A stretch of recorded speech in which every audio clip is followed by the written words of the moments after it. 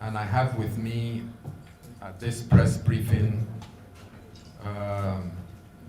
many partners of Lagos State Government, the World Health Organization, the National Institute for Medical Research, Lagos University Teaching Hospital, and Lagos State University Teaching Hospital, as well as senior members of the Ministry of Health, a body of permanent secretaries, directors, and researchers.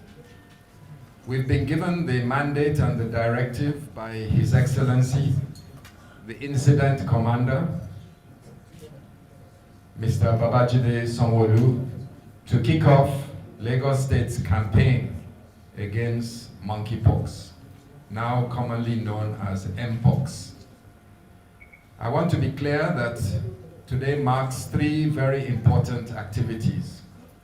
The first activity was to have a stakeholder engagement, and what we have at the high table is a representation of a very large number of people that came together today under the auspices of Lagos State Government, Ministry of Health, to share ideas, concepts, and the current understanding of MPOX on the continent of Africa, globally, and its management.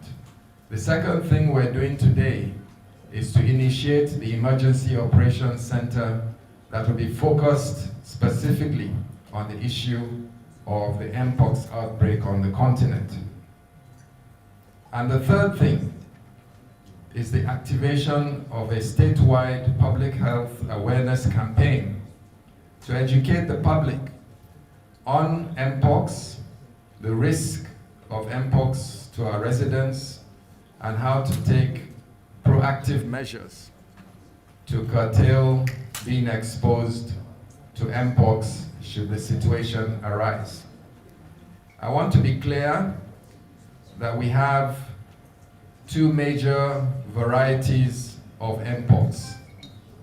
We have the MPOX that is indigenous to West Africa, and we have sporadic cases of MPOX from time to time occurring in Lagos. For example, this year we have had one confirmed case of MPOX out of about 53 suspected cases. We were only able to confirm one, and that was in the month of May. As we stand now, we do not have any active cases of MPOX in Lagos.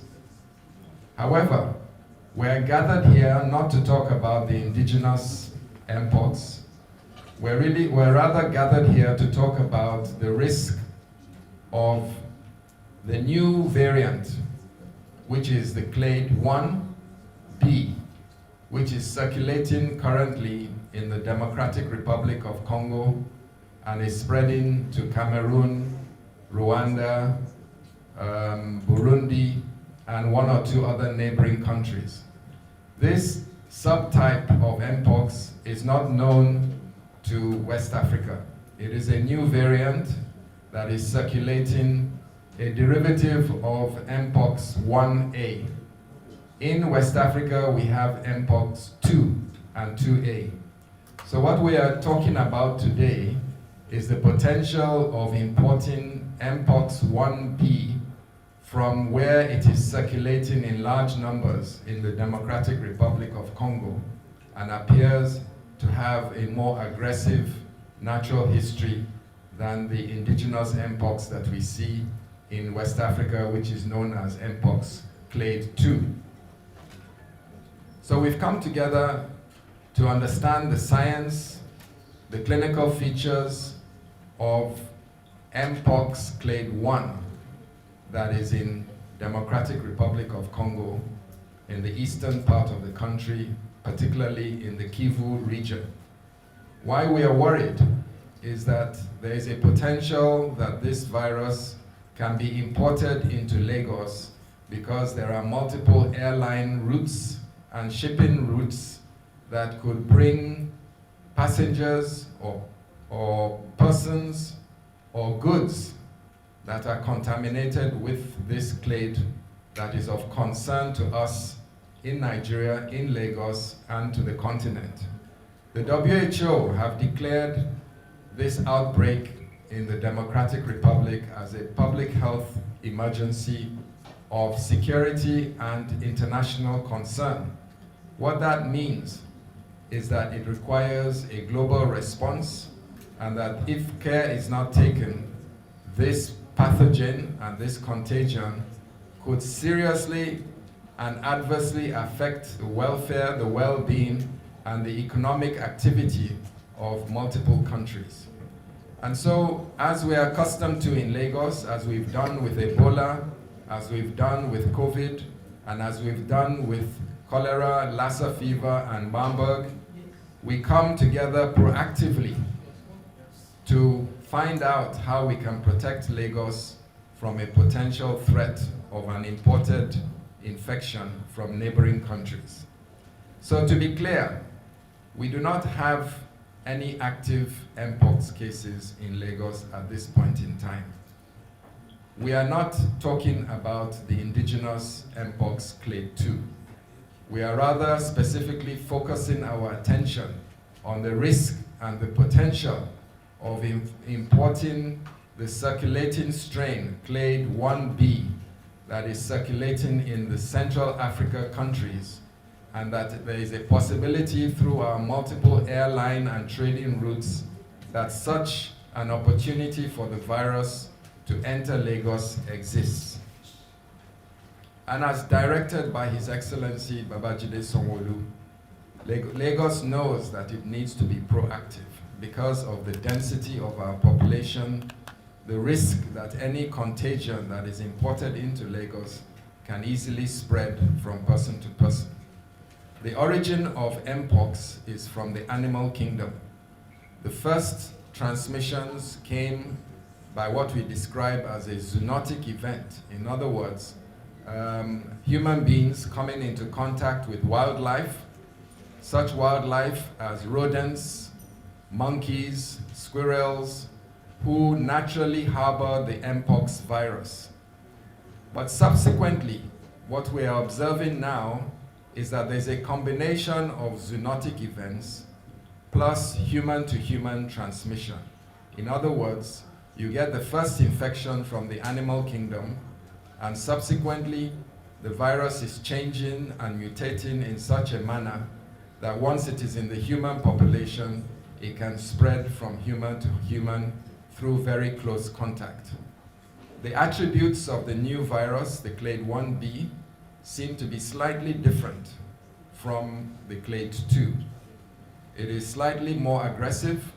It seems to be spread particularly through sexual contact, and the clinical features are slightly different with a slightly higher aggressive nature. The fatality rate is not clear at the moment, but it appears that there is a higher fatality rate associated with the new Clade 1b that is circulating in Central Africa. So what we've done this morning and this afternoon is to bring together experts, both locally in Lagos, across Nigeria, and internationally, with the support from WHO, UNICEF, Nigerian Institute of Medical Research, the Nigeria Center for Disease Control, and the Nigerian Public Health Development Agency, and the Lagos State government, to understand, and the Federal Port Health Services, to understand what risk exists to Lagos State, how we can create a biological shield to reduce the importation of MPOX from Central Africa, and if indeed we do import it into Lagos, what our medical and treatment, environmental and public health countermeasures we will establish and institute to ensure that it does not become a problem in Lagos that will cause an interruption of our economic livelihood and safety. So on that note, we would like to categorically say that Lagos is preparing. Lagos does not have any active MPOX cases at the moment. We are not concerned about the local MPOX strain. We are rather more concerned about the new mutation in Central Africa that is causing some problem there. We are concerned that there is a possibility that this new strain, Clade 1B, may find its way into Lagos by virtue of the multiple airline links between Lagos, Rwanda, Kenya, Ethiopia, and the Democratic Republic of Congo. We have a lot of trading links with these countries. Nigerians go back and forth. Citizens of these countries come into Lagos. And so there is a real risk that we may create an opportunity for this new mutant of MPOX to actually enter Lagos State. And so we are proactively preparing to ensure that we have the right ability to recognize it, the correct ability to diagnose it, the correct ability to speciate it, in other words, to distinguish the various mutants of MPOX, either Clade 2A, Clade 1A, or Clade 1B, and the correct environment to manage it and treat it. At the same time, we will be preparing our residents through a massive public health campaign so that they can recognize the risk associated with contracting MPOX, the risk associated with transmitting it, and the ability to recognize it if it should show up in your vicinity so that you can bring it to the attention of the Lagos State Ministry of Health. So on that note, I'd like to say we've had a very successful deliberation this morning. It is by the instruction of the Incident Commander, His Excellency Mr. Babajide Sanwo-Olu, to initiate the Lagos State's campaign against MPOX. We have a clearer understanding as after several hours of deliberation, we now have a better strategy that is evolving. As of today, we have kicked off our campaign. We're going to activate our Emergency Operations Center to focus specifically on MPOX Clade 1B, the strain circulating in Central Africa. And we're going to kick off a public health campaign and start to strategize on treatment options, the issue around vaccines, and setting up a local research team that will start to preemptively understand and inform the government around policy decisions on MPOX.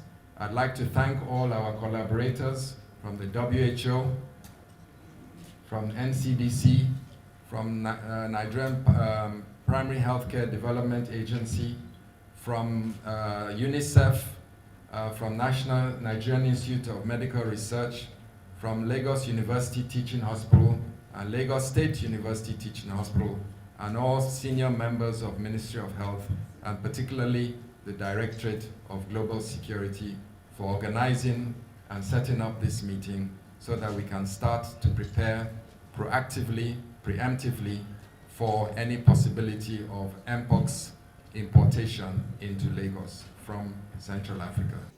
Monkeypox, or now called MPOX, is a virus. It belongs to the pox family, of which there are three main types. There is smallpox, which has been eradicated. There is cowpox, and there is now monkeypox. So there are three viruses within that family. How does it present? After you contract the virus, after a couple of days, or 2 or 3 weeks, between 10 to 18 days, you will develop fever, body pain, rash, and muscle pain and weakness. And then you develop these vesicles, very similar to chickenpox. Anybody who's had chickenpox before, you have these pustules on your skin which can burst, except the monkeypox pustules look slightly bigger. They appear on the face, on the body, on the hands, and on the genitalia, and around the perineum, and they can be very, very painful. They usually last for about 14 days, and then it is a self-limiting disease unless it becomes very severe, and in some cases, we then see fatality because of multi-organ failure. There is no specific treatment for it, except supportive therapy with rehydration, pain management, and of course, isolation so that you do not transmit it because it's highly contagious. So if we're able to isolate you either in a hospital or at home and able to give you pain management and good hydration and nutrition, your chances of survival are very high indeed, and most people do recover. The question around from Gloria was about the vaccine, its availability and its acceptability. So it's a new vaccine. It has gone through, there are about 3 types, but the one that we are mostly talking about is the Nordic Bavarian vaccine, which is a derivative of a inactivated smallpox virus. It is a well-established technology, although we have not really clinically trialed it against this specific strain that we're talking about. But it has shown protection against the other strains of monkeypox through several clinical trials in Europe and in the United States. So it is just being made available should the case arise that we need to protect certain categories of people from monkeypox. How we're going to deploy it as a country or even as a state is still to be debated, and several experts in the field are still deliberating how, when this vaccine arrives, how it will be deployed, to whom, and under what circumstances. Yes, I'm aware that the WHO is very aggressively seeking funding for support and preparedness. I think that is a conversation between WHO and the national governments in Africa, and I know that that conversation is happening as we speak. In fact, WHO are sitting right next to me, and I've been briefed already.